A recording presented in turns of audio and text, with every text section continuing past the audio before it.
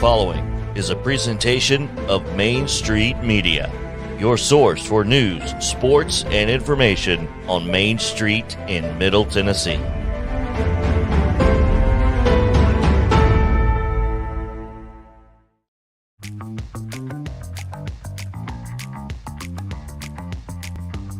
Welcome into a Monday edition, a reaction Monday edition of Main Street Sports. Today on the program, Titans Insider Terry McCormick.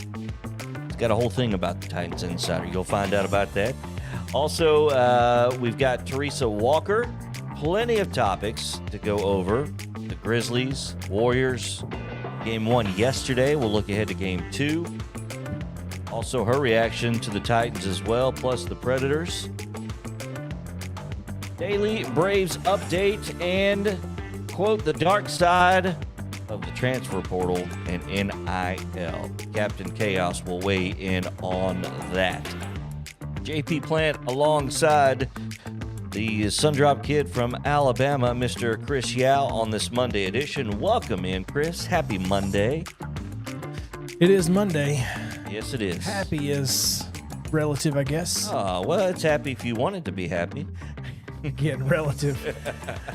It's been a heck of a weekend, heck of a Monday, and getting excited for this week. It's going to be a good week, and as we try to navigate the path without the Hall of Famer. Yeah.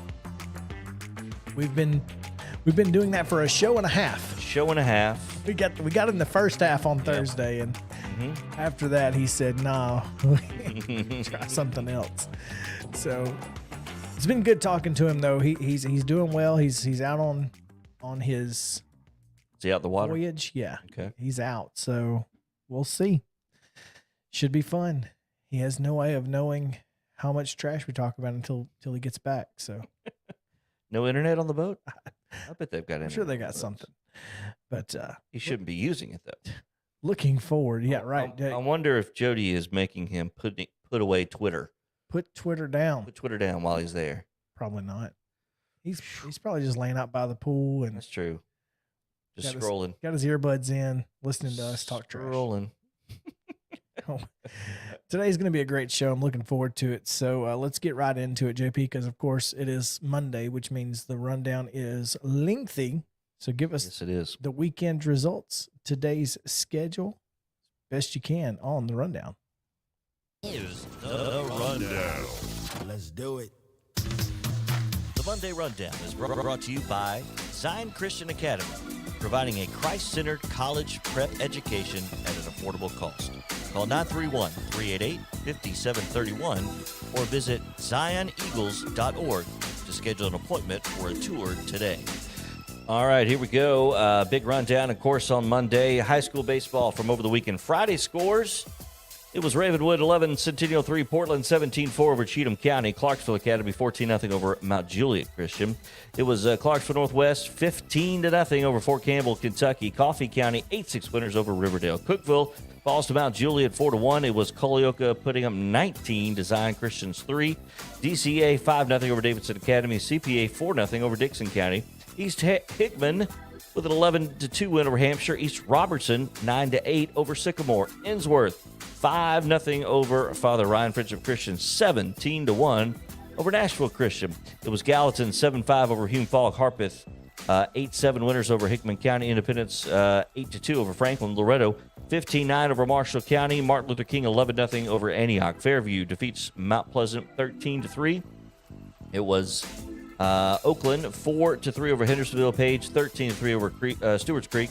Murfreesboro Central Magnet defeats Shelbyville 11-1. Clarksville Northeast 15-3. Lawrence County down Summertown 6-2. Chris was at that game, or at least the beginning, where they had the recognition of the 92 state championship Eagles of Summertown on a beautiful Friday evening.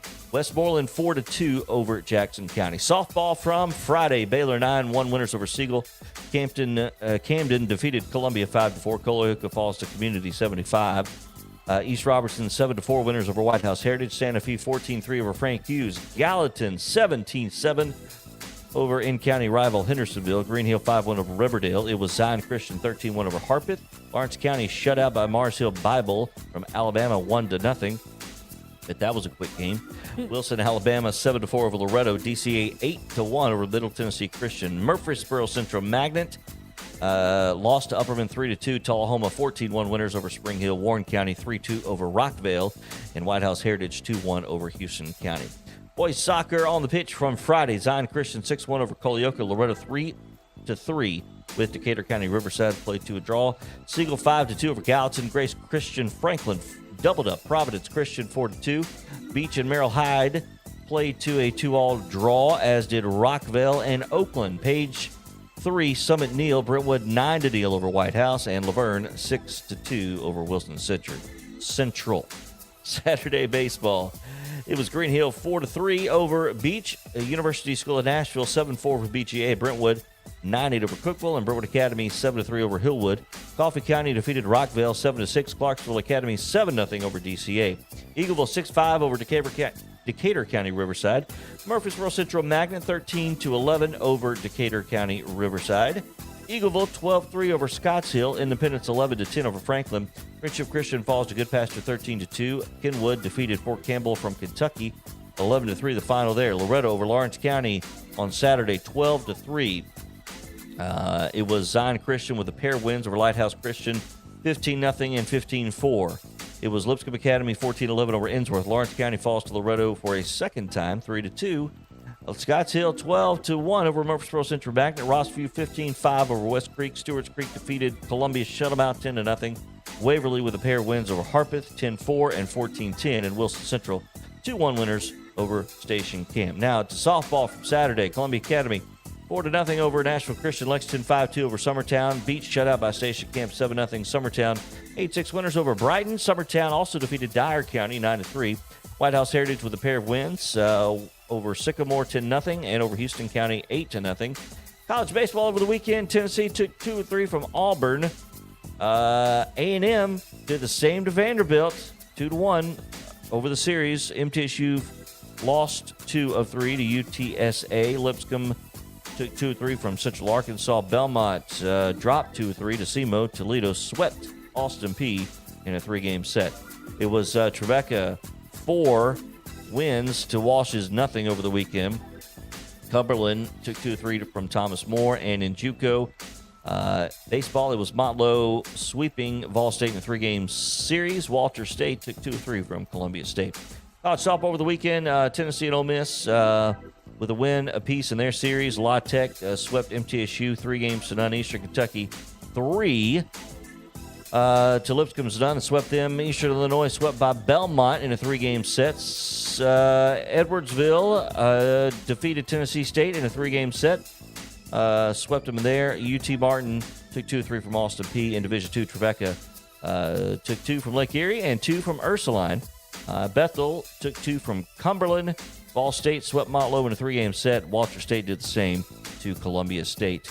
Major League Baseball, the Braves in their series with the Rangers won 6-3 on Friday, lost to them 3-1 on Saturday, and 7-3 on Sunday, dropped 2-3 in the series. The Sounds, they picked up a pair of wins over the weekend over St. Paul, 7-3 and 12-3, as they will get back into action tomorrow. Grizzlies with a 114-106 win in Game 6, I believe that was, advancing to the second round, where they welcomed the Golden State Warriors to Memphis yesterday afternoon in a thriller. The Warriors, without Draymond Green in the second half, get the 117-116 win, take a 1-game-to-none lead in the best-of-7 Western Conference semifinals. NHL, wrapping up the regular season, a big win on the road at Colorado, 5-4. Then let one slip away against the Coyotes, 5-4, as they head into the postseason. More on that coming up with Teresa Walker in the second half today. And MLS, the home opener, a 1-1 draw. I guess everybody goes home happy there, right? I don't know. I guess. I mean, they haven't lost at home in 500 and some odd days. There you go. That was against Philadelphia. I know some folks that that went to that. I'm sure it was a beautiful day for it, too. All right, high school baseball schedule on tap today, 3:30 baseball. We've got Waverly at Summertown at 4. You'll see Hillwood at Maplewood.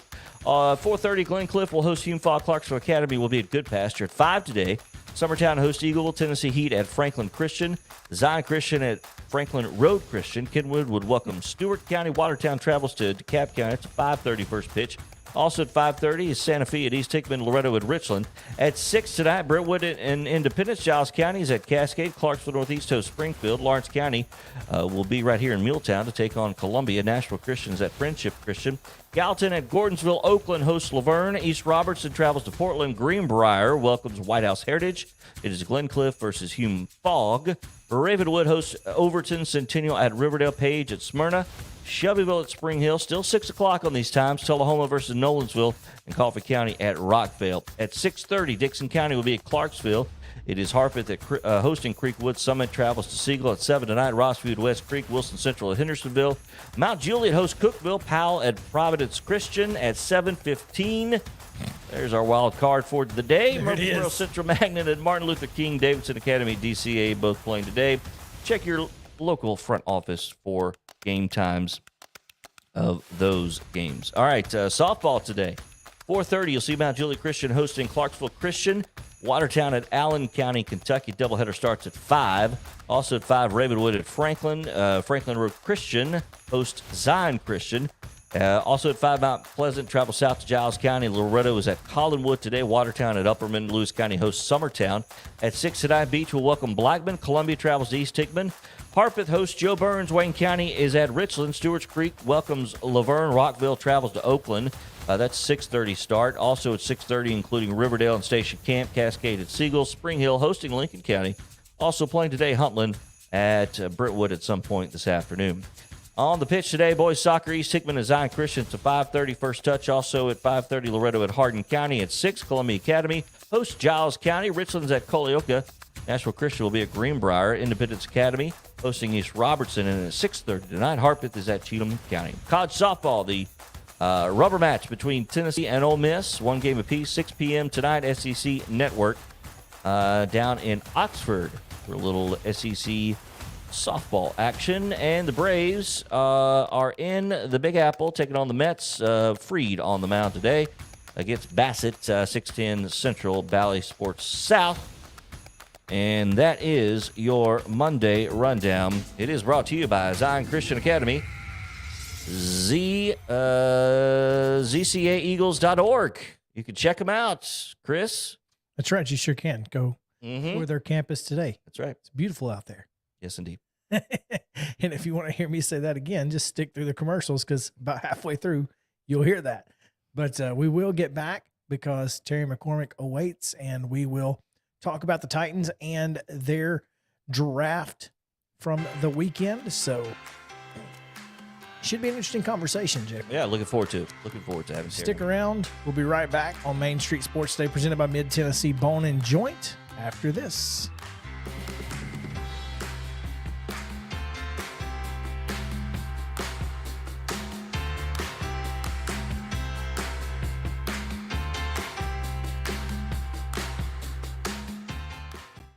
Mid-Tennessee Bone & Joint treats your orthopedic injuries and existing conditions. Our trained physicians will get you back in the game faster.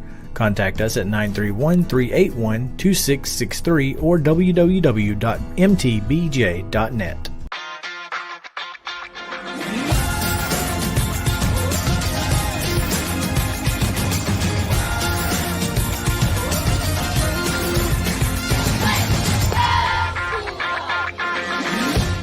Hey folks, while we take a quick break from the show, I want to tell you about our friends over at Custom Stone Handlers in downtown Columbia. Ed Rich and his team at Custom Stone Handlers believe in leadership. And outside of the military, our greatest leader building platform is sports. Custom Stone Handlers proudly encourages young people to get in the game. You can contact them today at 931-490-4990 or visit CustomStonehandlers.com. Jones & Lang Sporting Goods here in Columbia has been outfitting teams, officials, and anybody else from T-ball to college for 50-plus years. Be sure and check them out at 931-388-8060 or online at jonesandlang.com. Jones & Lang Sporting Goods, the look of a winner. Zion Christian Academy, zioneagles.org or 931-388-5731. You can schedule your appointment. Go tour their campus. It is beautiful over there, and you're definitely going to want to see it. Again, it's zioneagles.org. Give them a call, 931-388-5731, and schedule your tour today. Are you an enthusiastic sports fan? Want to have fun and get in on the action? Heck yes, that'd be awesome. Have great attention to detail? Want to stay active? Definitely. Want to give back to the student athletes in your community? Obviously, yes. Then you'd make an excellent high school sports official. We need more officials in Tennessee. Because with no high school officials, there are no high school sports. Sign up today at highschoolofficials.com. Mid-Tennessee Bone & Joint has been the official sports medicine provider for Murray County Schools for more than 40 years. We specialize in orthopedic injuries, and our Ortho Quick walk-in service lets you bypass the ER. Visit us online at www.mtbj.net.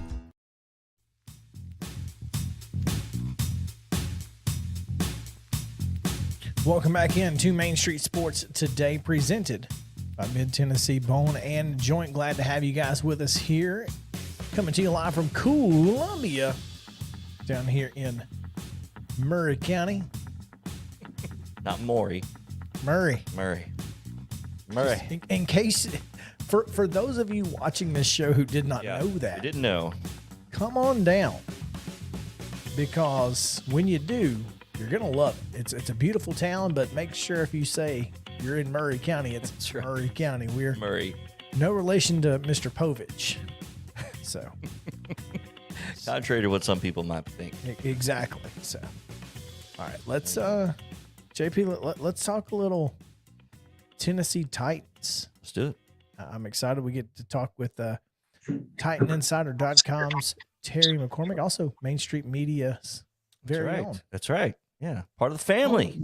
Yeah, we enjoy it. And so, Terry, what's going on, man? How are you? Oh, good. Just kind of recovering from a busy draft weekend. Oh, I bet this weekend is probably the busiest weekend that you have of the year, is it not? It's pretty close. I mean, once you get into the postseason and the playoffs, that can be a lot of things going on at once. But the draft is certainly right up there when it comes to lots of things going on, lots of balls in the air. No doubt. Well, it was certainly a busy weekend because the Titans were busy. And it was just absolute chaos at times, especially when the Titans traded away A.J. Brown. And you had a column on that today. And who really won that trade? Well, it's going to take a little bit to know. But after this draft, you have to at least feel better about where the Titans sit, even after trading away A.J. Brown, because they did pick up some solid pieces. Pick up a few nice pieces. I think Treylon Burks will come in and he'll pick up some of the slack that was created, obviously, by this A.J. Brown trade. The interesting pick, of course, in a lot of people's minds is Malik Willis, the third-round quarterback from Liberty. He's a little bit raw. He's going to have to learn some things before he's ready to play at the NFL level. But like a lot of guys, he's got the skill set. He's got, what these modern quarterbacks are starting to look like. And you hope that the Titans, although they may have to tailor the offense once it's his turn to play, they may have to tailor the offense for him. You hope that they can do that better than they did for Marcus Mariota, because it certainly did not fit with the square peg in the round hole when Mariota was here and they went to a more conventional guy with Ryan Tannehill. Now Malik Willis has a similar skill set to what Mariota did as a dual threat guy. So it's going to be interesting to see how they handle him. You're right, because a lot of folks will say that, the system didn't work for Marcus, and there's a lot of truth in that. I mean, when Mike Vrabel came in, especially, he brought a more traditional mindset and football mindset to the Titans. So you needed a more traditional quarterback. So I'm curious if this is a situation where either Mike Vrabel is saying, I'm willing to try something different, or is this a situation where Malik Willis is going to have to fit what the Titans do? There'll be a little bit of Malik Willis having to fit some of what the Titans do, obviously, especially in terms of the system, the offense, the terminology, those sorts of things. But I think more so, it may be the Titans having to evolve to fit Malik Willis once it's his turn to have a chance to be the starting quarterback in a couple of years. Because if you look at college football and the way the college game is going with much more dual threat, athletic quarterbacks, RPOs, the spread, all those sorts of things, the traditional quarterback in the vein of Tom Brady, Peyton Manning, those guys are going by the board, and it doesn't appear like they're making very many of those anymore that are top-notch NFL prospects. And now you have guys come in and they can run the ball and they have a rocket for an arm. Some of them may not be very, very big, like Kyler Murray. You've got guys like Lamar Jackson who are kind of run first. You got guys like Josh Allen who can do both. It's a really interesting dynamic, the way the quarterback position is evolving in the NFL. And I think you have to change or you don't grow. Adapt or die. Adapt, yeah. Yeah, no question. It's ever evolving, or some people love or hate to say a fluid situation, right, Terry? A fluid situation, no doubt. Terry McCormick, TitanInsider.com, our guest here on Main Street Sports Today, presented by Mid-Tennessee Bone and Joint. And Terry, in your article about Malik Willis that we're talking about, your response from John Robinson, GM, says, quote, "He was the best player on the board, and we were excited to get him." I'm curious, with a quarterback, that makes sense with a lot of other things, but at this point, if a quarterback is the best one on the board, isn't that a little a different position? Is there any difference in that you think, or is it literally just as he says, that was the best player at that time? We'll take him. It's a little bit of both. The quarterback draft is a draft within a draft, as a lot of people will tell you, because most years quarterbacks go out of the gate. The guy who may be the 20th rated player on a board overall might be the third best quarterback, and he might be taken with a top 5 pick.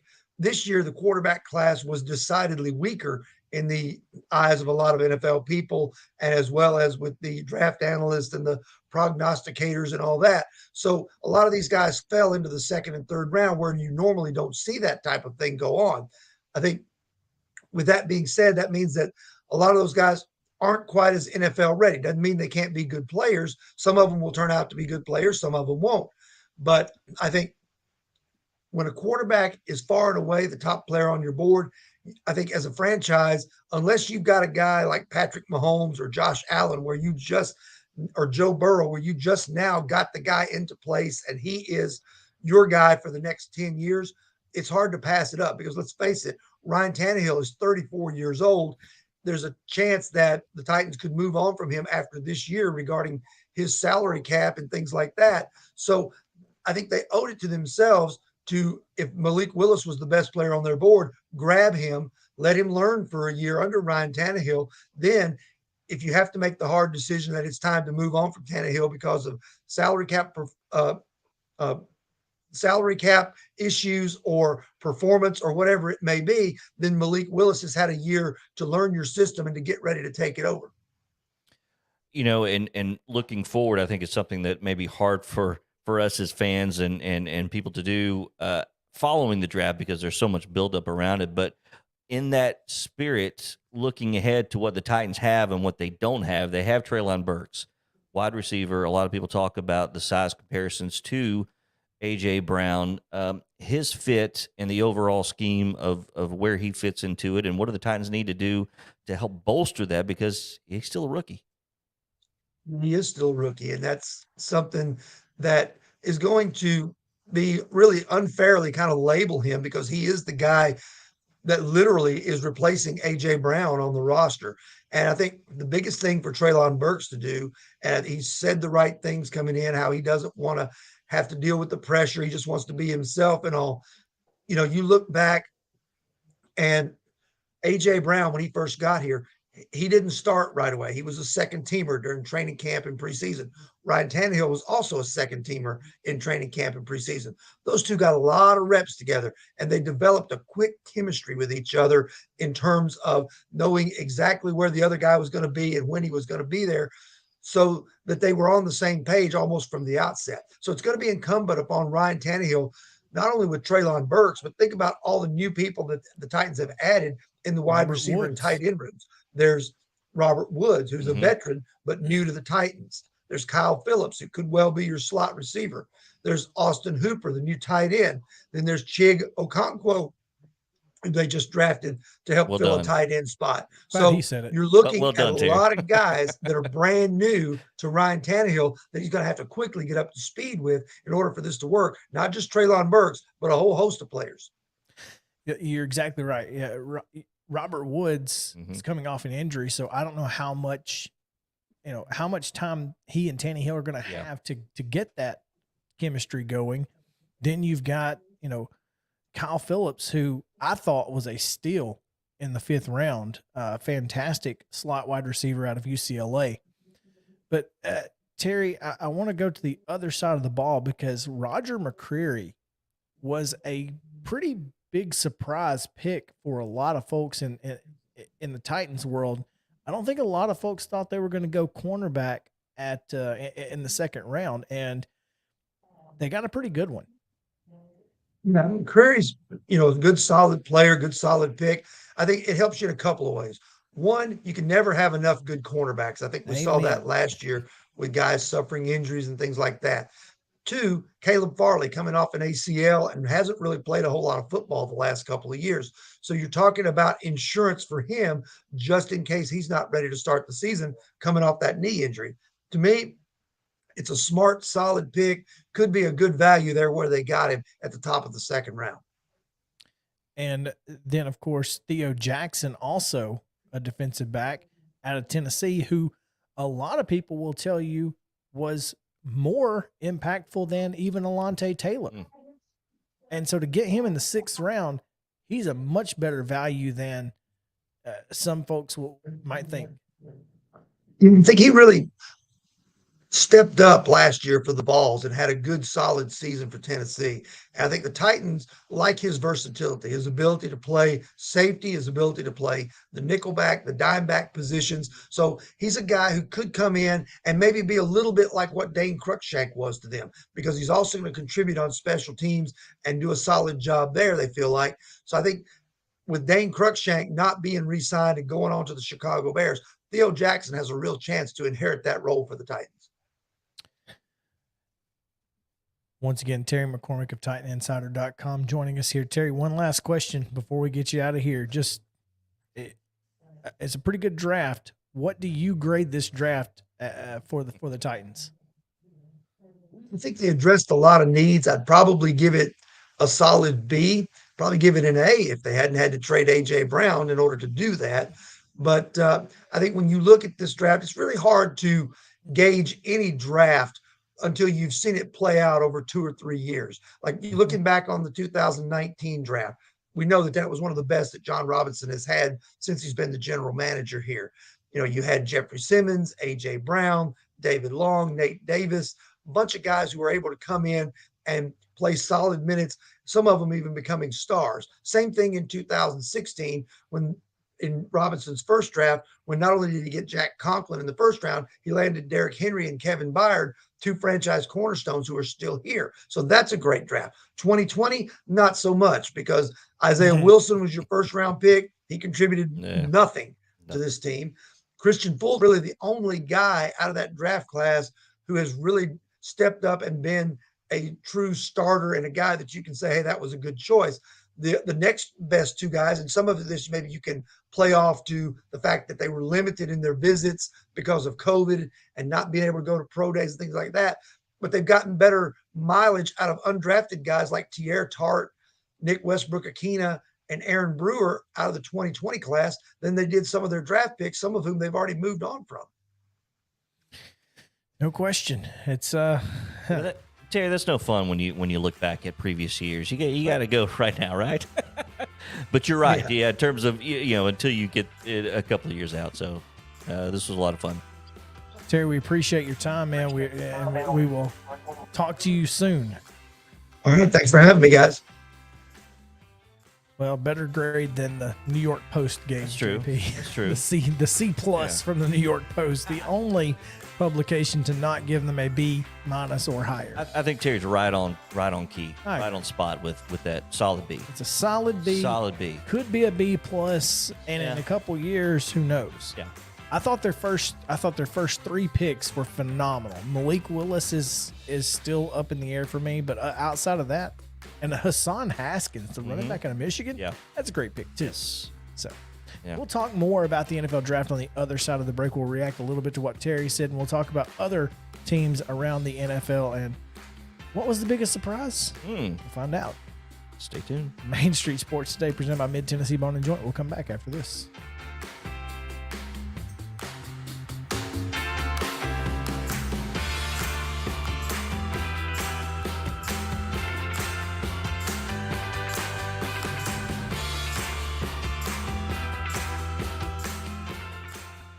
Mid-Tennessee Bone and Joint treats your orthopedic injuries and existing conditions. Our trained physicians will get you back in the game faster.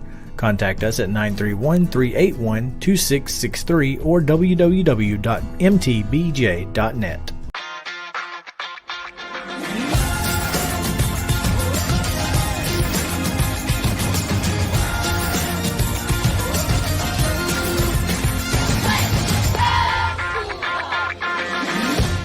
Hey folks, while we take a quick break from the show, I want to tell you about our friends over at Custom Stone Handlers in downtown Columbia. Ed Rich and his team at Custom Stone Handlers believe in leadership. And outside of the military, our greatest leader building platform is sports. Custom Stone Handlers proudly encourages young people to get in the game.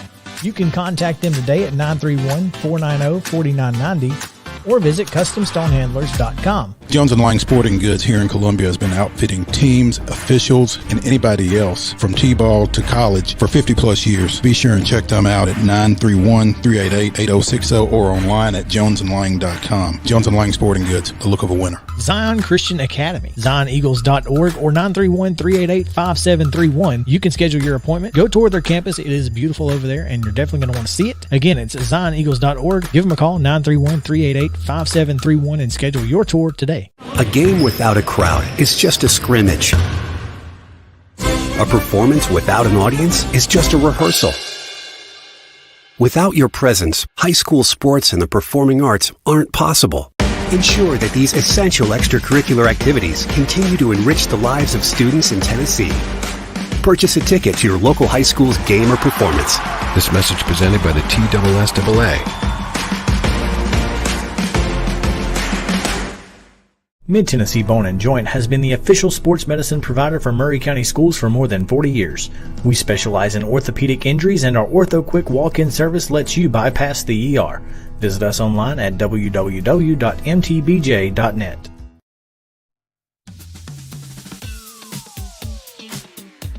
Nobody, and I mean nobody, covers high school sports quite like Main Street Preps, bringing you hyper-local coverage of the teams and athletes in your backyard. Wherever your Main Street is, we got a podcast for you from the Sumner County Sports Podcast with Zach Womble, Casey's Take on Sports with Dixon Post and Cheatham County Exchange sports reporter Casey Patrick, the MSP North Podcast with Brady McAtamney and Blaine Keller covering Montgomery and Robertson counties, to Main Street Preps this week with Russell Venozzi and Tyler Palmatier with a macro view of prep sports in Middle Tennessee.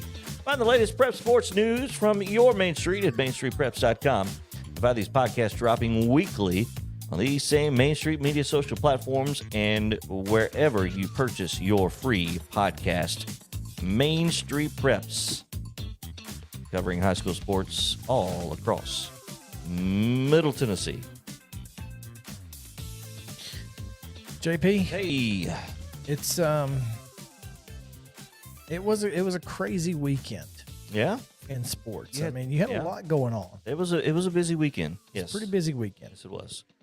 But obviously, the NFL draft, which we talked a little bit about on Friday. Yeah, that alone is enough. It's plenty to talk about. We could talk about it all day. But as you look at the draft as a whole, and for the Titans specifically, I mean, I don't see a single player that they drafted who I go, that just doesn't make sense. Isaiah Wilson didn't make sense when they drafted him. Didn't make sense 2 months after they drafted him at any point. But, Treylon Burks, obviously, he fits the mold. Roger McCreary, like you said, do I want Chris Jackson being my fourth cornerback? Probably not. I love the pick. Nick Petit-Frere, fantastic pick. I mean, I think great tackle. Ohio State understands, how to block for great running backs. Malik Willis is the only question mark for me, but at that particular pick, I don't see how you don't take it. Yeah, that was interesting. That stuck out to me that asked Terry McCormick in his article about it was that John Robinson said he was the best player on the board at the time. He was by far the best player on the board. And it wasn't filling. There were no needs left to fill necessarily. Yeah, and they didn't have a whole lot coming into the draft, which is a great place to be. I think because there was a ton of talk about Malik Willis potentially first round, right?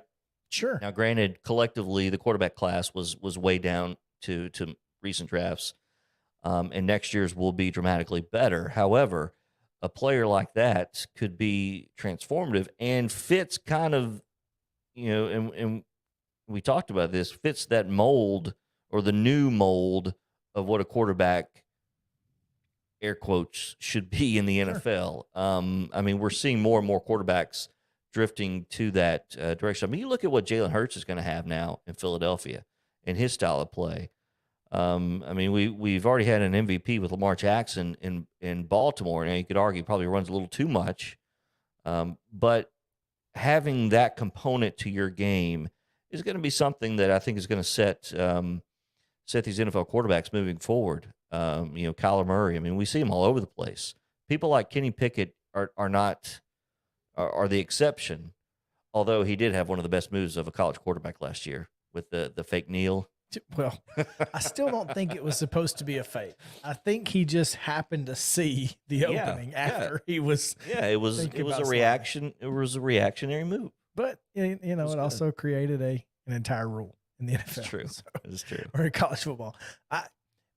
Best value pick outside of Malik Willis, who was the number 1 rated quarterback by Mel Kiper and 21st overall prospect at number what draft? What pick was he? Probably it was 103 or something. I don't even know.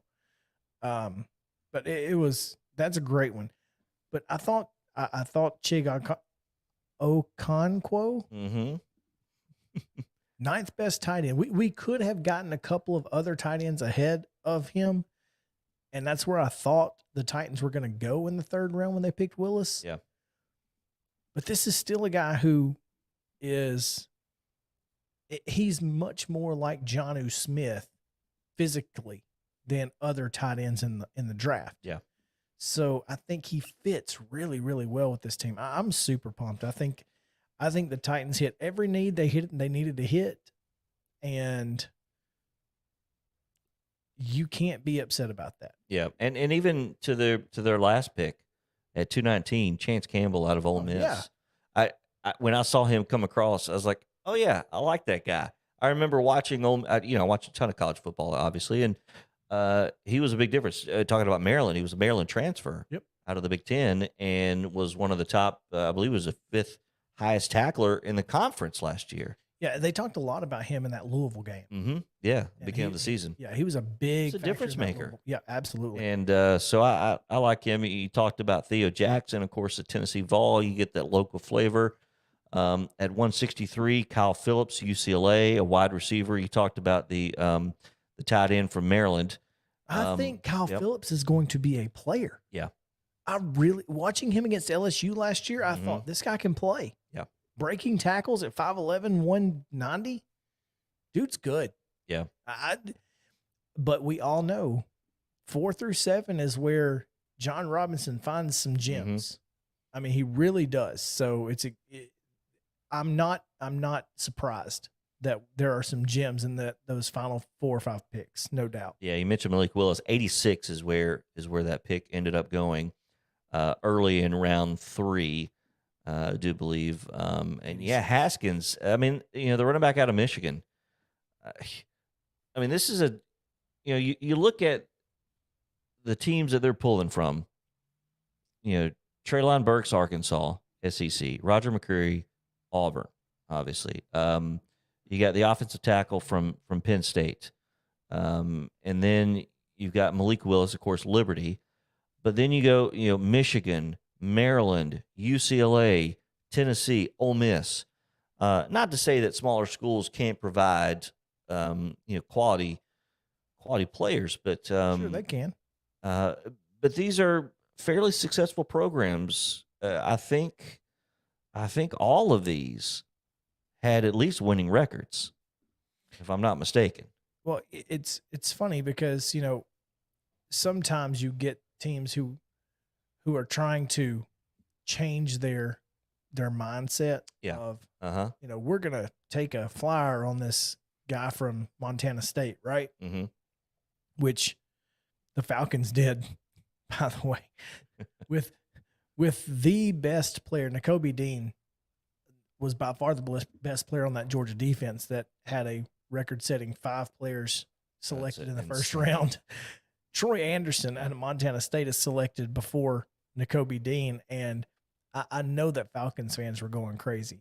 But the way you mentioned that, Houston, I want kind of focusing on the AFC South. Houston, LSU, A&M, Baylor, Alabama, Florida, Stanford, Oregon State, LSU. Those are the schools that all of their players came from.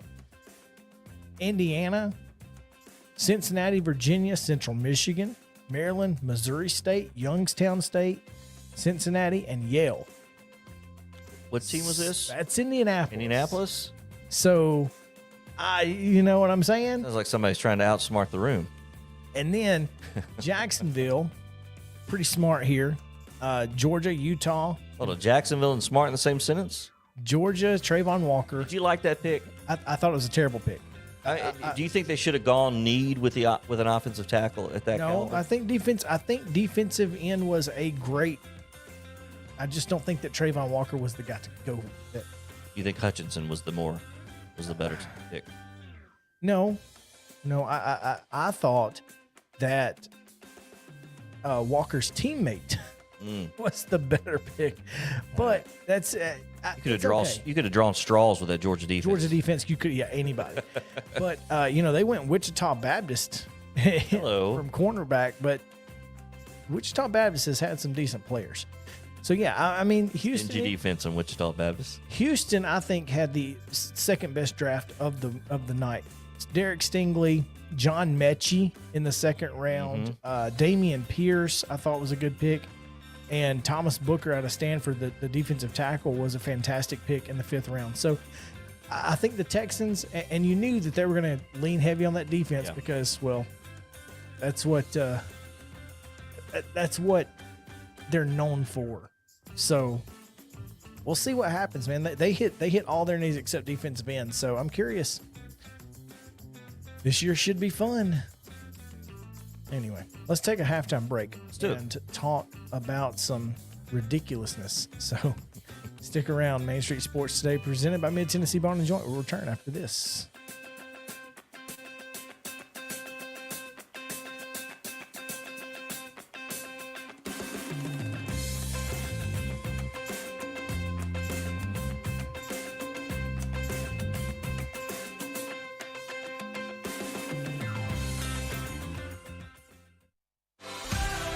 We've all heard the saying that a little can go a long way.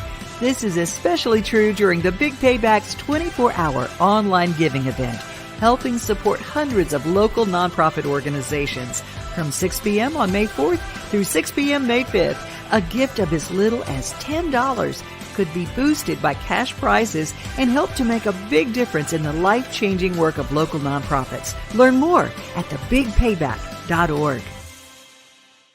Are you an enthusiastic sports fan? Want to have fun and get in on the action? Heck yes, that'd be awesome. Have great attention to detail? Want to stay active? Definitely. Want to give back to the student athletes in your community? Obviously, yes. Then you'd make an excellent high school sports official. We need more officials in Tennessee. Because with no high school officials, there are no high school sports. Sign up today at highschoolofficials.com.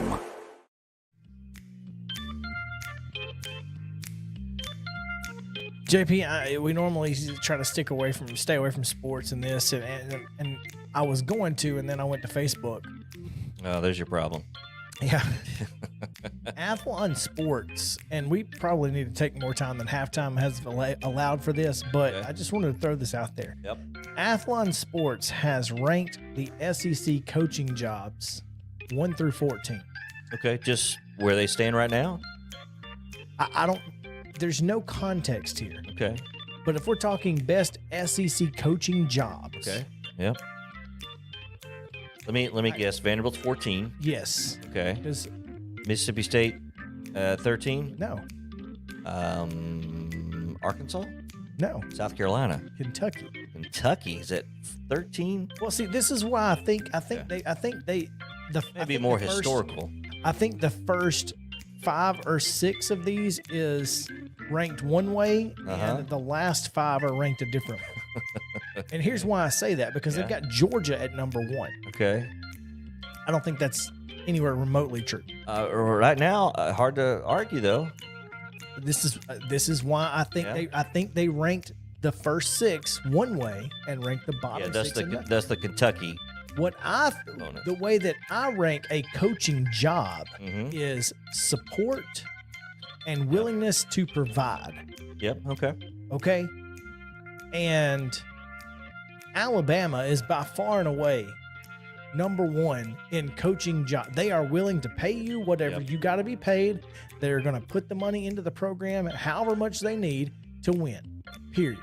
Yep. Al Moore will sit outside your house for 3 days, camped out. And I think Texas A&M is right there with them now. They've got them at number 5. Wow, I think it's low. This is why I think they rank the bottom half. Top 3 got to be, right? Missouri, Kentucky, Vanderbilt, 12, 13, 14. Those 3 are ranked based on how I would rank a coaching job. Yeah. Support, willingness to provide. Yeah. I don't think any of those. Okay? But I think Texas A&M is right behind Alabama. They're at 5. I think Georgia's 3. Okay. But they've got Georgia 1. Who's 2? Alabama? Alabama, Florida, and LSU. So Florida is not. Tennessee's not even in the top 5. No, they're 7. They're behind Auburn. Interesting. And I think that's ridiculous.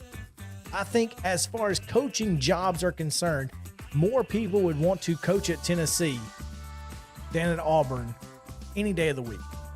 If you gave Nick Saban the choice today, which one would he pick? He'd pick Tennessee. I think historically Tennessee has a better pattern of support and fan involvement, if you will. Now, again, without context, it's hard to judge these. There's nothing that says here's why we picked. Nothing. And it's bad. That's not a good thing. Well, they've got Ole Miss at 10, and I think Ole Miss is in the top half. And the reason I say that is because they are willing to do whatever it takes to be. They're on the fringe of the top half. They're right there on. I could see them at maybe 8 or 9, as opposed to 10. I think they're certainly closer to the top than South Carolina and Arkansas, who rank ahead of them. Yes, I would put them well ahead of both of those. Yeah. What have Arkansas and South Carolina done facilities-wise or to show that they are willing to put in whatever it takes? Ole Miss has done that. Yeah. So anyway, again, probably this is a lot longer conversation. Let's do a whole show on this. I really I don't understand it. So what's the publication again? Athlon. Athlon? Oh wow, interesting.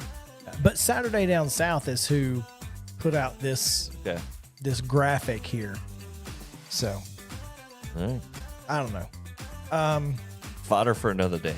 I think it is. Yeah, I really do. So let's take a break. Come back second half. Braves, Teresa Walker, college transfer portal and NIL. All kinds of great stuff going on. Y'all stick around. Main Street Sports Today, presented by Mid Tennessee Bone and Joint.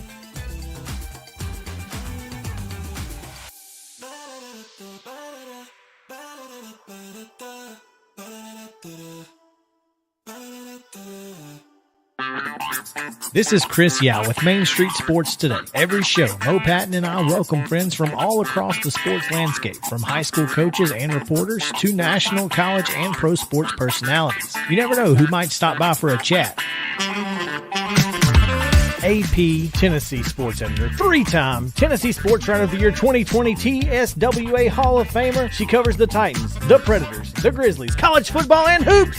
Please make welcome Teresa Walker. Former University of Tennessee, former Team USA Olympian, ex-Cy Young Award winner, R.A. Dickey. R.A., did I miss anything? Man, that was sweet. Yeah, I need to listen to that before I go to bed every night. That was nice. Has 5 sports Emmys. That's not bad for the other guy in Wham, Ryan McGee.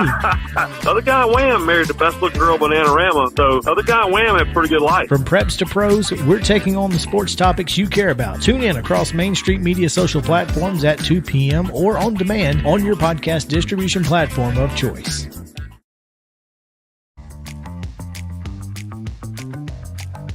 It is the second half of Reaction Monday on Main Street Sports Today. Coming up, we'll be joined by Teresa Walker, Tennessee sports editor for the Associated Press. She's not doing anything right now.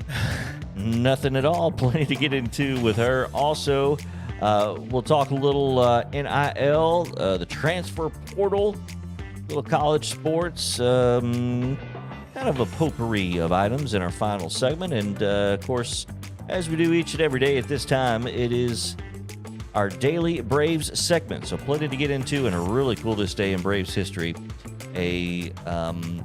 Just a kind of a different element, but I think one we're going to have a lot of fun with. JP Plant here with you, filling in for Mo Patton, who is on vacation, well-deserved. The Sundrop Kid from Alabama is here as well. So welcome back. Second half, Main Street Sports Today.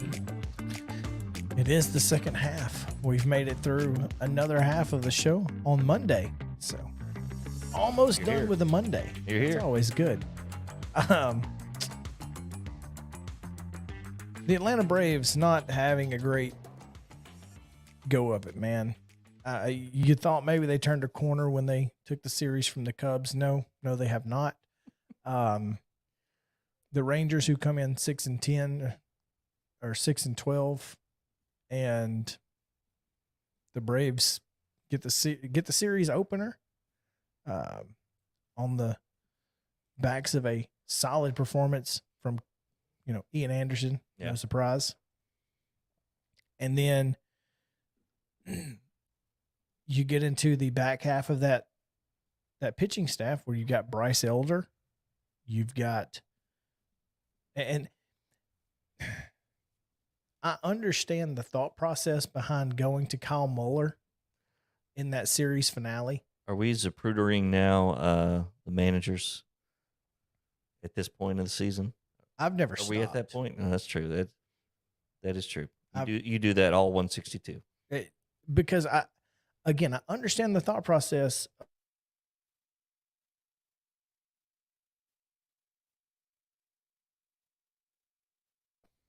But these games still matter. Yeah. And they do count in the win or loss column. And you expect to win a game against a team that comes in 7-14, 3-9 at home. You're like, I could probably throw Kyle Muller out there and see what happens.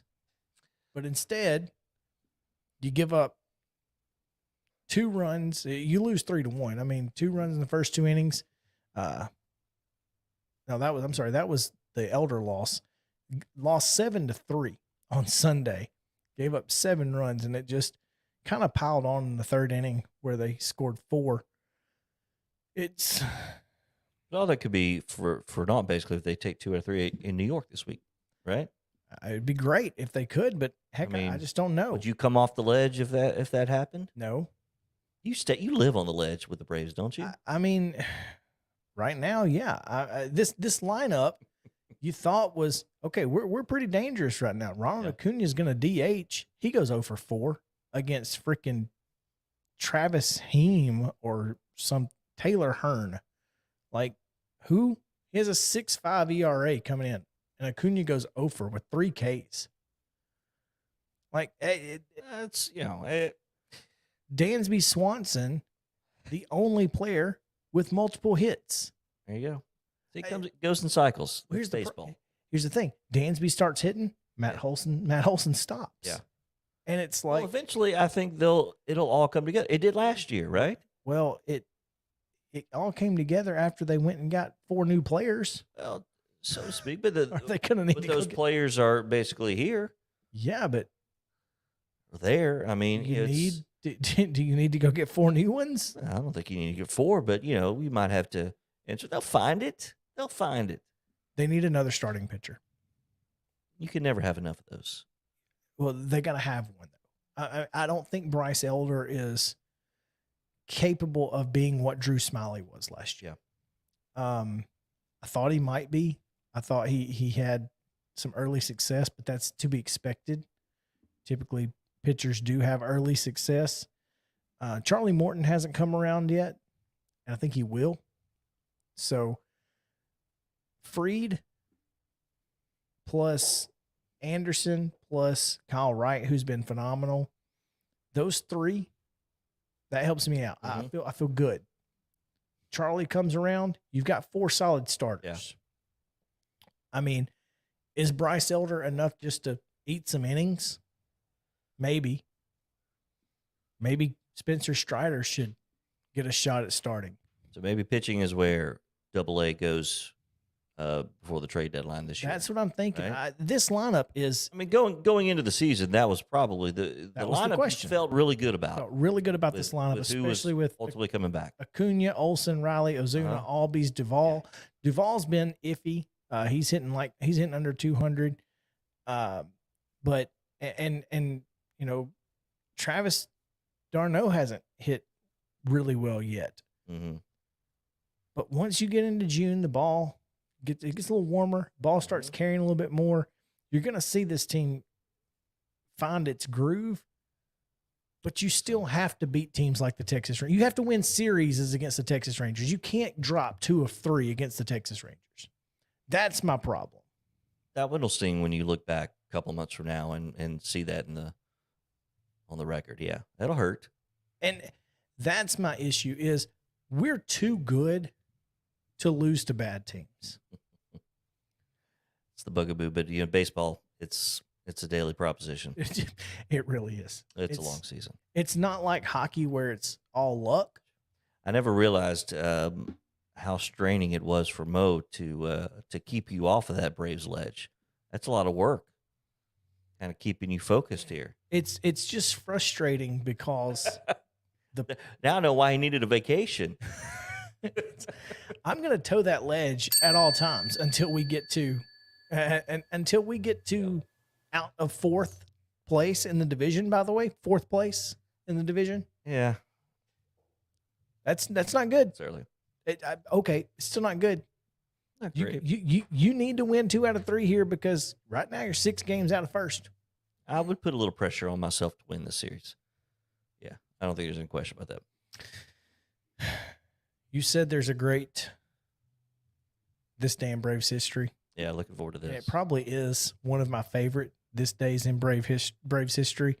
So instead of talking about it, why don't you just show them? All right.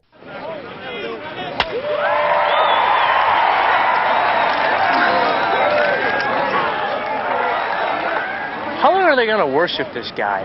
Hey! We got Cy Young winners over here!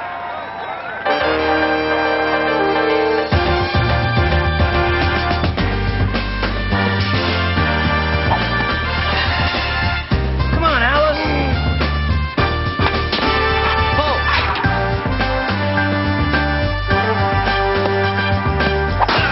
Step into it!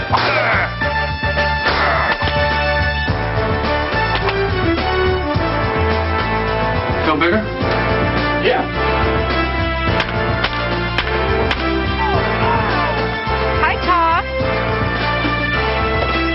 chicks dig the long ball. Hey, have you guys seen Mark?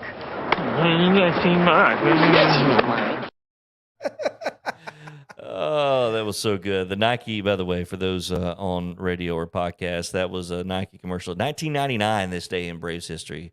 Right, Chris? When that commercial with Tom Glavine and Greg Maddux with a cameo from Heather Locklear, by the way, and Mark McGuire. Chicks dig the long ball, though. The chicks do. Have you seen Mark? Have you seen Mark? Have you seen Mark? Oh, man, that's so great. Fantastic. Let's take a short break here, and we'll get Teresa Walker as soon as she gets off with Draymond Green.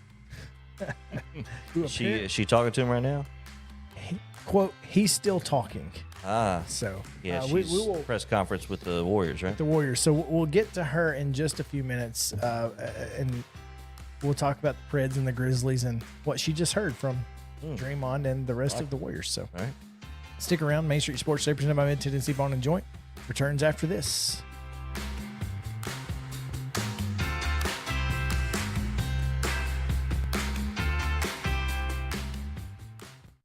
Mid-Tennessee Bone and Joint treats your orthopedic injuries and existing conditions. Our trained physicians will get you back in the game faster. Contact us at 931-381-2663 or www.mtbj.net.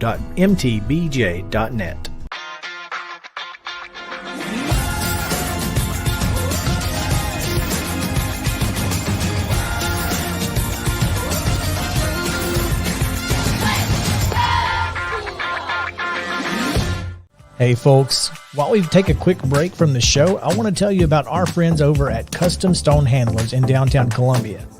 Ed Rich and his team at Custom Stone Handlers believe in leadership. And outside of the military, our greatest leader building platform is sports. Custom Stone Handlers proudly encourages young people to get in the game. You can contact them today at 931-490-4990 or visit CustomStonehandlers.com. Jones & Lang Sporting Goods here in Columbia has been outfitting teams, officials, and anybody else from T-ball to college for 50-plus years. Be sure and check them out at 931-388-8060 or online at jonesandlang.com. Jones & Lang Sporting Goods, the look of a winner. Zion Christian Academy, ZionEagles.org or 931-388-5731. You can schedule your appointment. Go tour their campus. It is beautiful over there, and you're definitely going to want to see it. Again, it's ZionEagles.org. Give them a call, 931-388-5731, and schedule your tour today. Are you an enthusiastic sports fan? Want to have fun and get in on the action? Heck yes, that'd be awesome. Have great attention to detail? Want to stay active? Definitely. Want to give back to the student athletes in your community? Obviously, yes. Then you'd make an excellent high school sports official. We need more officials in Tennessee, because with no high school officials, there are no high school sports. Sign up today at highschoolofficials.com. Mid-Tennessee Bone and Joint has been the official sports medicine provider for Murray County Schools for more than 40 years. We specialize in orthopedic injuries, and our Ortho Quick walk-in service lets you bypass the ER. Visit us online at www.mtbj.net.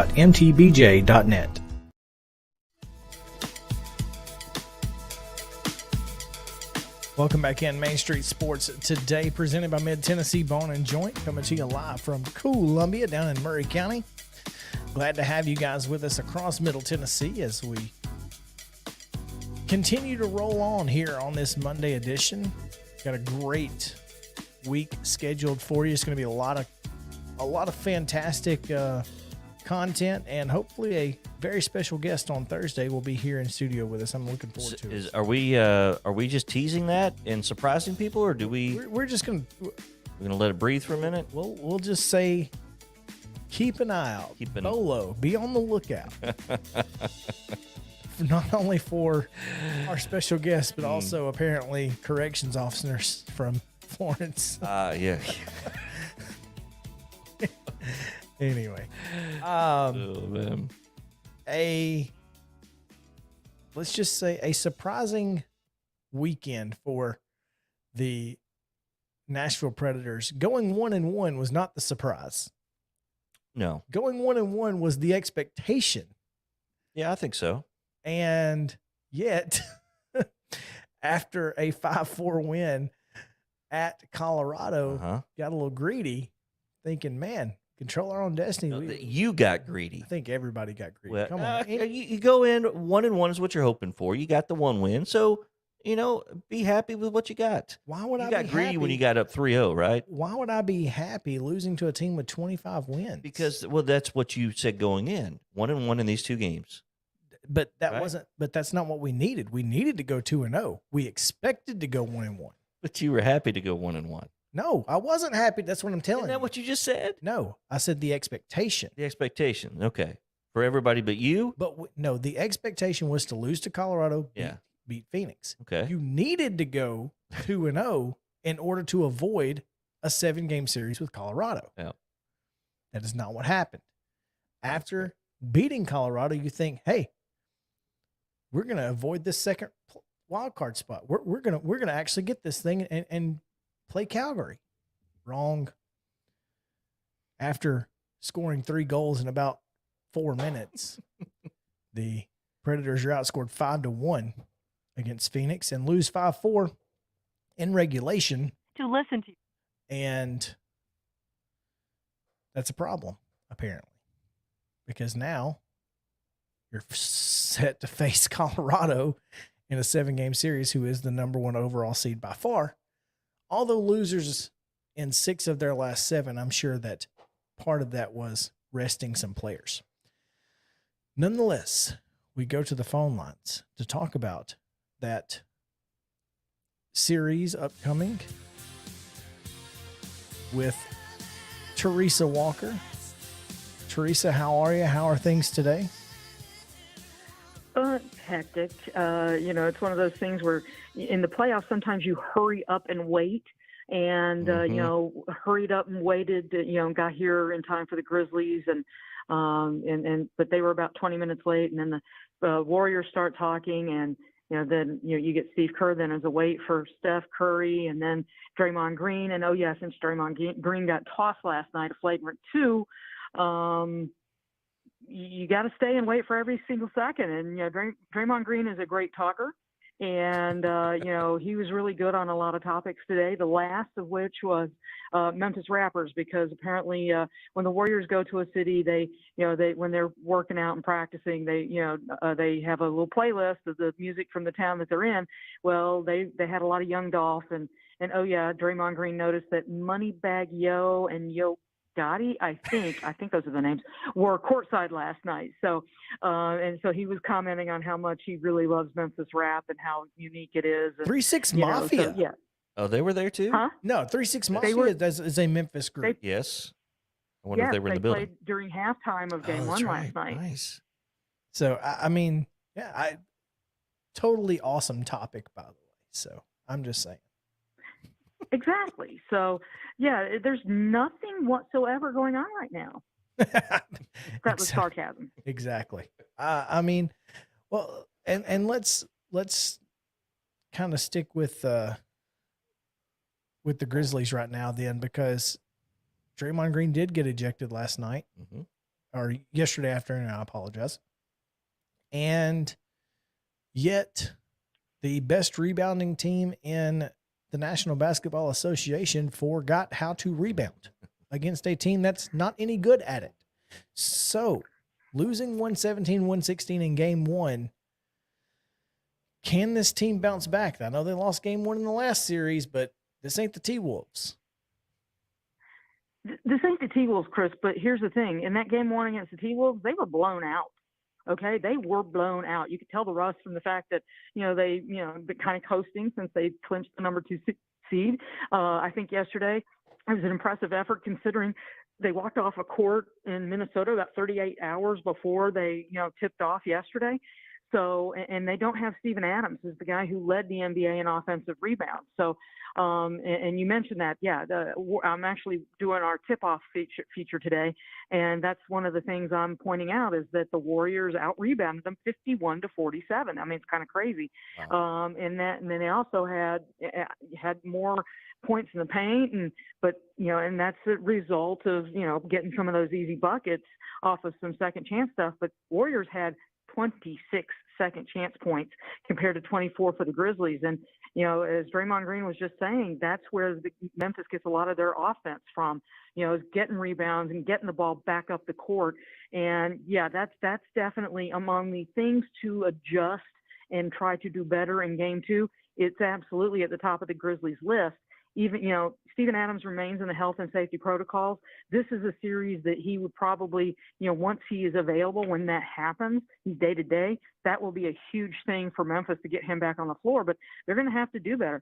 I mean, Grizzlies also got outscored in the paint, and they were the best team in the paint this season, scoring points. And also, they took more threes than the Warriors. I mean, That's a little crazy to think of. Dylan Brooks was 2 of 8.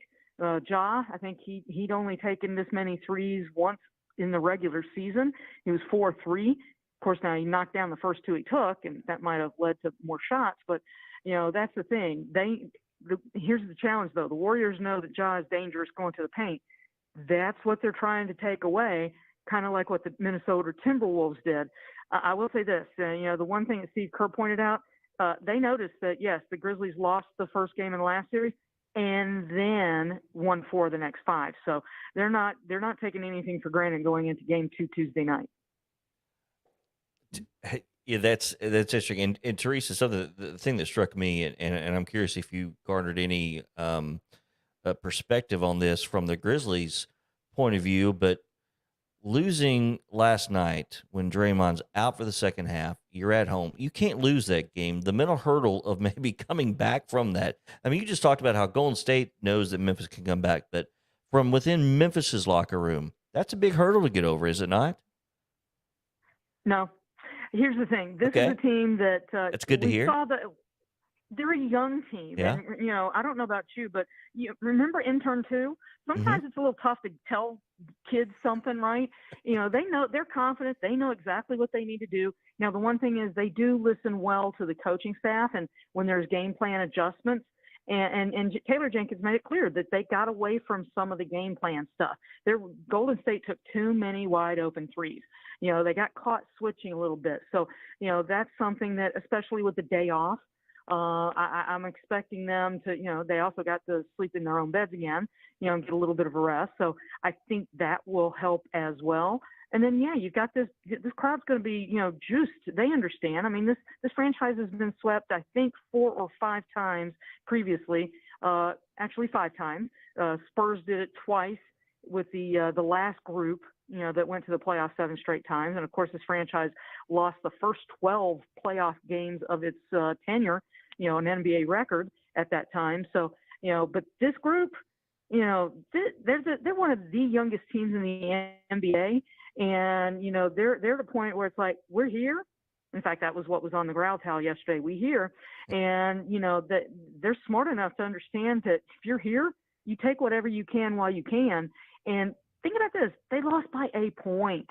If Ja's layup goes in like it did in game 5, then it's a 1-0 lead. Everything's looking great. And, they're just going to have to find a way to hold serve tomorrow night and then go get a win in Golden State.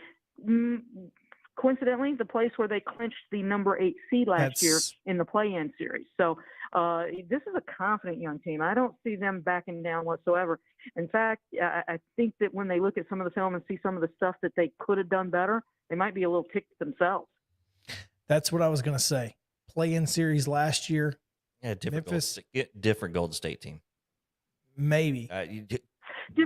But the most Klay important Thompson's part, with this group, Jordan Poole has grown, but here's the thing: there's a comfort level for the Grizzlies that that they feel that they can match up. And Taylor Jenkins said it today that if they do what they can do and what they do best, they can win this series. So they're not shying away thinking, oh my God, this is the Golden State Warriors, it's the Splash Brothers, the team that just they're just so amazing. And there's Draymond Green and Steph, and now they've added Jordan Poole to the Splash Brother contingency. So no. This is, folks, we're talking Memphis.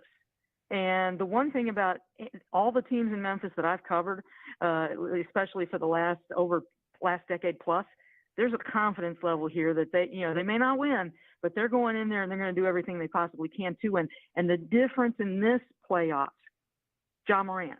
I can't tell you how many times I heard really, really good things about Ja today, okay? I'll scroll back over my notes, but he's, as Draymond Green pointed out, when was the last time a guard led the league in paint points? Allen Iverson. Ja, very elusive. He'll fly by you. You have to pick and choose your spots. So, they know that this is a guy. This is the superstar that Memphis has not had until now, and that's the thing that gives them a chance to stay in any series, even against a team like the Warriors, who have their own superstar in the two-time scoring champ, Steph Curry. And by the way, if you haven't read it, I've tweeted it several times today. But a look at this series being the Ja versus Steph showdown. Could be a bit of a passing of the torch potentially. Again, it's also a different Memphis team because they didn't have Ja last year. Oh, but there's no question. There's no question. And I firmly believe the winner of this series will win the West. I think they'll beat Phoenix, assuming Phoenix gets where they're going. But I just think these two, the way Golden State was playing coming in, Teresa, and then, of course, what Memphis has done all year, with and without Ja Morant, and you throw him into the mix, it is a scary team, and you had that confidence factor. I'm with you. I didn't have to be sold at all. I was just curious being, with Golden State, and with that was a tough hit last night. But I feel good about it like you do. Well, exactly. I mean, now that said, Golden State could easily come out tomorrow night, win, and sweep this team. This just does not feel like a team that is potentially facing a sweep. I mean, because of that. I mean, Dylan Brooks shot horribly last night. Desmond Bane, his worst game of the playoffs. He led this team in scoring in the last series, okay? And, I think together they were combined 6 of 23, if I'm remembering the number off the top of my head. So, and Bane, he was 1 of 5 from 3, and he was, he shot 43.6% from 3 in the regular season. He was at 49% against Minnesota. So he'd just been on fire, and he cooled off a teeny bit. But keep an eye. I mean, Ja Morant, 34 points. He just missed another triple-double by 1 assist. I mean, he has been close to he's got 1 triple-double in this postseason, first of his career in the postseason. He's been like assist or a rebound away from doing that 5 other times this postseason. His numbers are kind of ridiculous, and this is a team that he can score against and get to the rim. So I say that, maybe he felt like he was trying to just match up against Steph, show he can shoot the long ball too. That's what he worked on last summer, mid-range jumpers and threes. But his game is getting to the rim, and I'm expecting to see more of that tomorrow night. Memphis Grizzlies currently number 8 among the remaining 8 teams in the betting lines, plus Really? 2,500 to win the NBA championship. If I were a betting man, Teresa, I'd be all over that. I just put $25 on 8th best. I put $25 on them to win this series against Golden State. Yeah. Plus 480. So we'll see what happens. But I'm a little surprised that Memphis is behind both Dallas and Philadelphia to win the NBA championship. But then again, they have Golden State as the favorite. So if you have Golden State as the favorite, then obviously you must not think the Grizzlies have an opportunity. So it makes sense. By proxy. Anyway, let's move on to hockey, Teresa, because the Nashville Predators are taking on the Colorado Avalanche, who by far number 1 seed, Central Division champion, but wait, there's more. The Predators are 3-1 season series against them. Is this a series the Predators can win without UC Soros? I'd like to think so, but I'm going to say no. That 3-1, during the regular season, how many of those games did Soros play? And yes, I know that they got really lucky in a shootout last Thursday night with Big Save Dave. But did you see Riddick's numbers during the regular season? They're not good. I mean, not good for a backup, period. And to have to suddenly get into the pressure of the playoffs, I mean, because any thoughts of going with Connor Ingram, I think were kind of destroyed and extinguished with the way all the goals that were allowed Friday night in the collapse to the Coyotes. When they had a chance to go against the Calgary Flames in the first round instead of the top seed in the Western Conference. Hey, it's sports. Anything could happen. But they're going to have to prove it to me because, guys, they've done what I thought was the ceiling for them this year, which is getting to the postseason. And they did that being the last team in. And without Saros, no. I mean, I just, that's been the luxury that this franchise has had in all of their playoff appearances was goaltender. But this kind of the Saros injury takes me back to when Thomas Vakoun, that was a team that was expected to do some really good things back in the, the middle of the first decade of the century. And suddenly he was out, sidelined by blood clots in his lungs, and that disappeared quickly.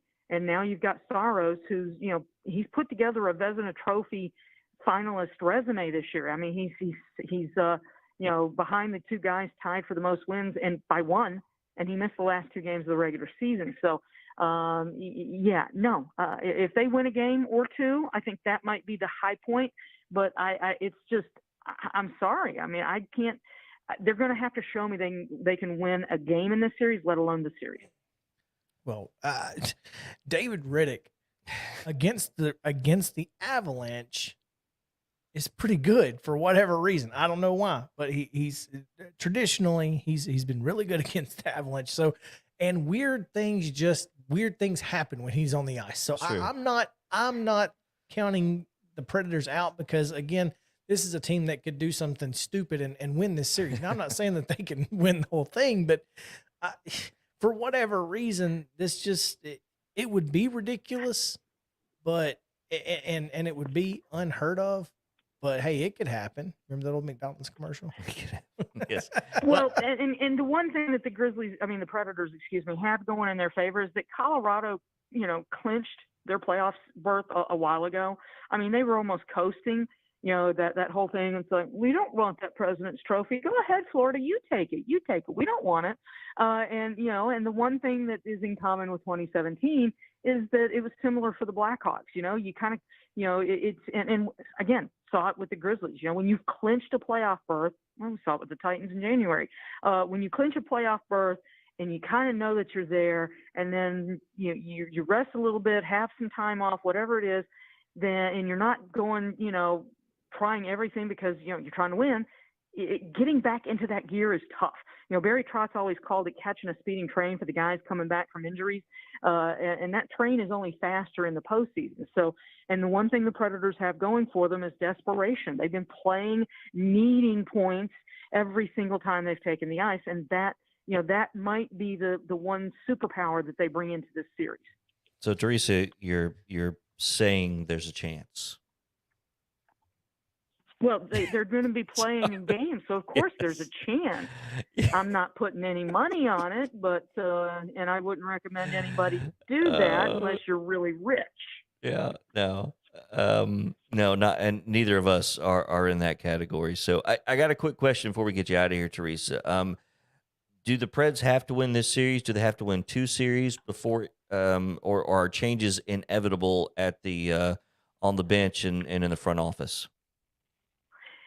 Great questions. Here's the thing. Nobody expected Nashville to get into the postseason this year. I mean, some local folks, with better knowledge of the team may have said maybe, but let's face it, nobody expected Matt Duchene to have a career year, not after what we saw the first two seasons in Nashville. Philip Forsberg, not a surprise, contract year. But, that's the thing. Did John Hines get as much out of this team getting them into the playoffs as the last team in to earn another playoff or another contract rather? David Poile is going to have to decide that. And here's the thing. I kind of go back to this. This team, no matter what David Poile wants to call it, they're trying to do a rebuild on the fly, right? Mm-hmm. Changing out some engine parts while the car's still on the track to switch metaphors and butcher them completely between sports. But they're trying to do this quickly rather than just doing a complete rebuild, right? So, the fact that they got into the postseason, you can easily argue that they overachieved this year. Now the challenge is, how do is John Hines the right guy to take them from here on? How are they going to fix the fact that they had more penalties in the entire NHL, more, game misconducts, most penalty minutes per game? I mean, how many times do we see them take an early penalty and give up a power play goal off the bat? I mean, that's a very bad habit. Now, is that Hines? Is that the youth of this team coming to play? And guys on the GM front, he's the oldest, he's the winningest, has been around for more games in the NHL as a GM than anybody else in NHL history. And Nashville Predators have a large ownership group. And, the challenge is there's someone there that would go to David Poile if they thought a change needed to be made and say, David, we need to make a change. That's a very big question. And, getting into the playoffs feels like that gives them an excuse to just stay with David Poile and continue on the path that he has charted for this current rebuild. I'm going to go with rebuild. Yeah, that's a good word. If he can keep Philip Forsberg in gold, he can stay as long as he wants. And he most likely will. I mean, when you've done what David Poile has done in building this franchise, who's going to get rid of you? That's it's funny because when he went into the Hall of Fame last year, I was like, there's no way they're firing him the year he goes into the Tennessee Sports Hall of Fame. So. Yeah, that's pushing it a bit. Yeah. So, Teresa, we appreciate it as always. My pleasure, guys. All right. When we come back, we got a couple of things I want to talk about, the NIL/transfer portal issues. So y'all stick around. Main Street Sports Today, presented by Mid-Tennessee Bone and Joint, comes back after this.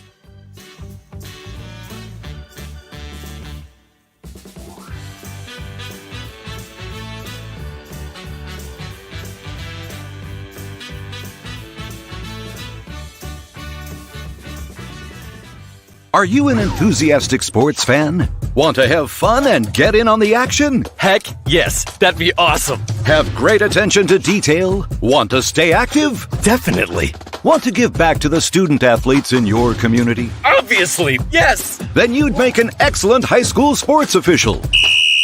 We need more officials in Tennessee. Because with no high school officials, there are no high school sports. Sign up today at highschoolofficials.com.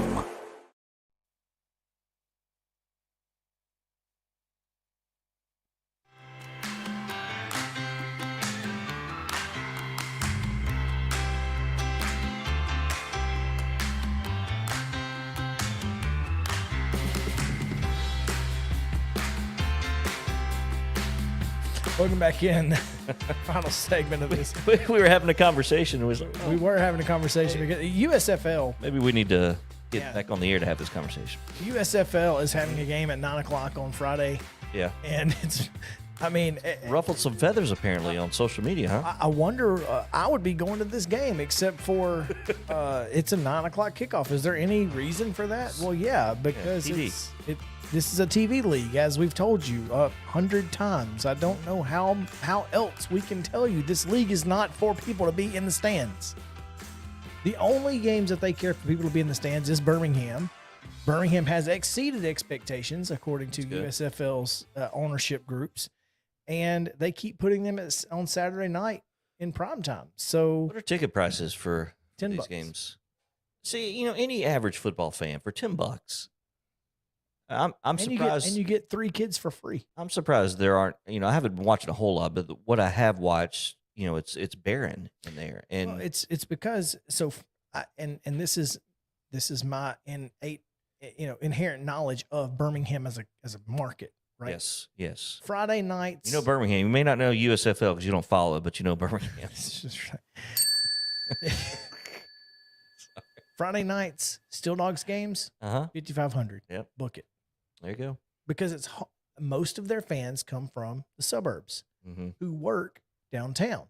Yeah. You got a 7:00 kickoff. You get off at 5. You got to drive home to get your kids and then drive back. There's not even time to eat. No. Yeah. You're lucky to get back by then. By the time you get home, it's, 6:00 maybe. And then you got to drive back into town. Yeah. It's hard to do. Not just physically, but mentally. Yeah. I'm in the car for 2 hours to drive back to where I just came from. Yep.